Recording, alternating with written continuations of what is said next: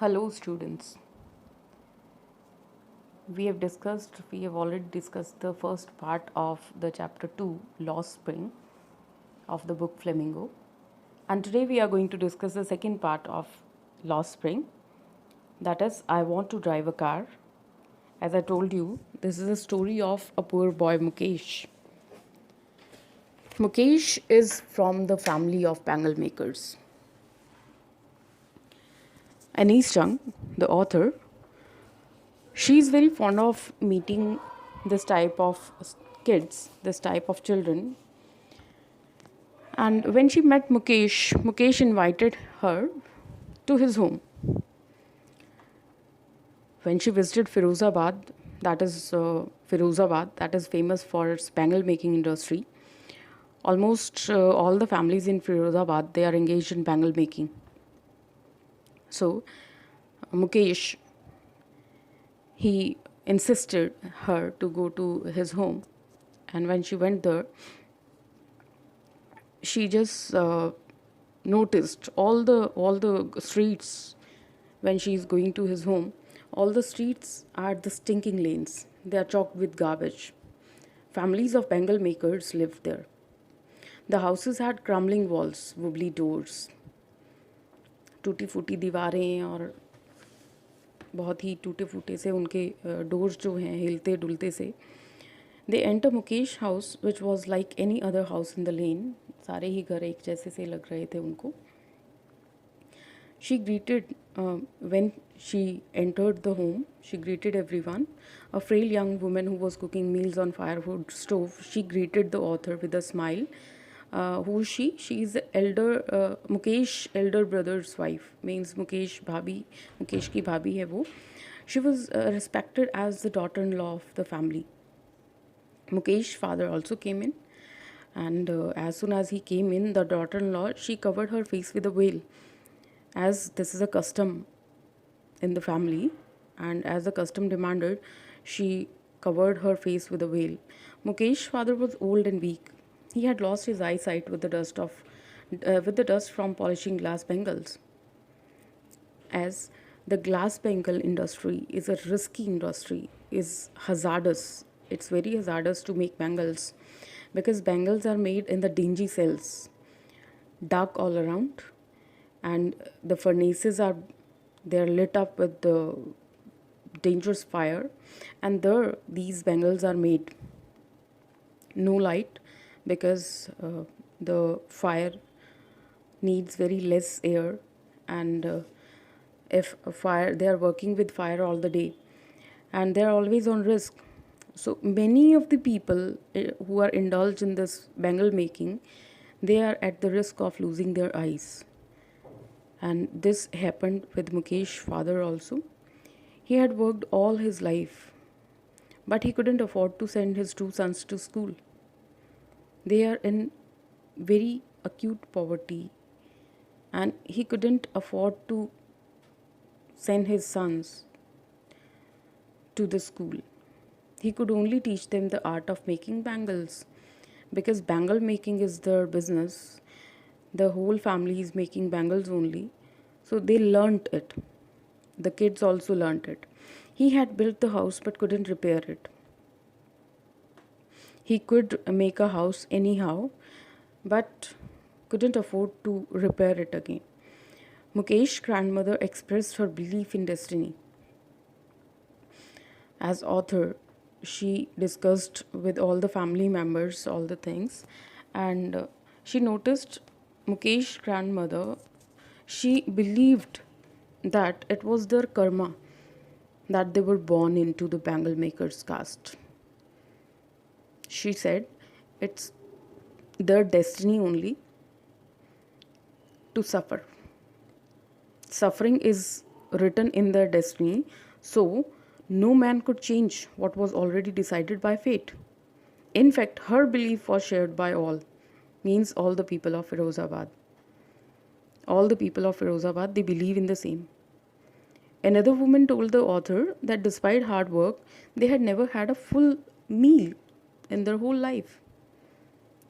Means they couldn't afford to get a very good meal in their whole life.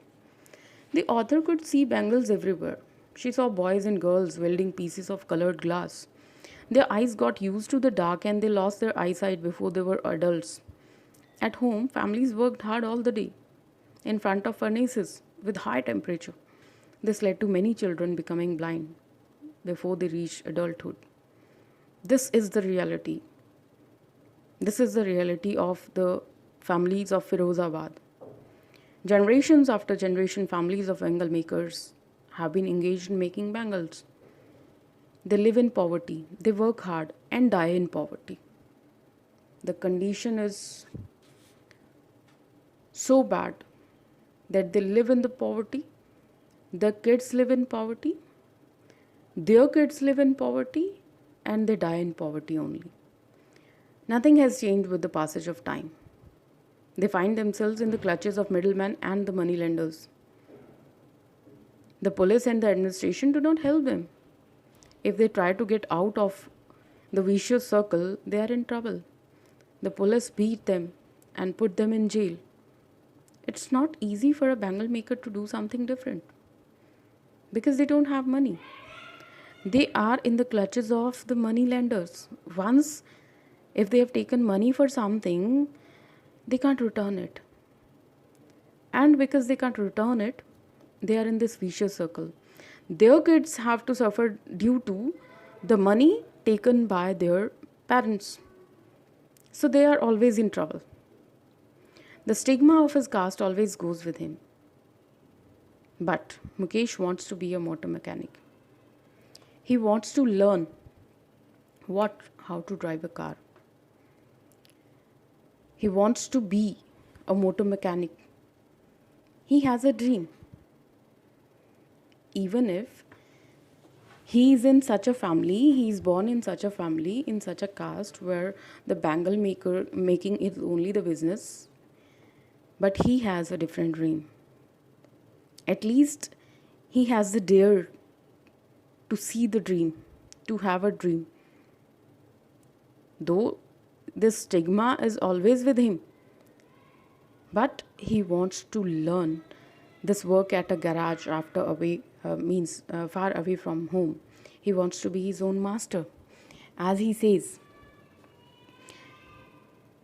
when he's young, when the speaker asks him, he murmuring in the embarrassment when she asks, do you also dream of flying a plane? Because firstly he said he wants to be a motor mechanic. When she asked, do you also dream of flying a plane? He suddenly silent. No, he says, staring at the ground. In his small murmur, there's an embarrassment that he has not yet turned into regret. He is content to dream of cars that he sees hurtling down the streets of his town. Few airplanes fly over Firozabad.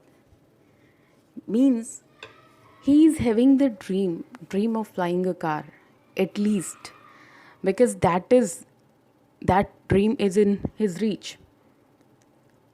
And we appreciate that he has this dream in such conditions, living in such conditions. He dare to see a dream.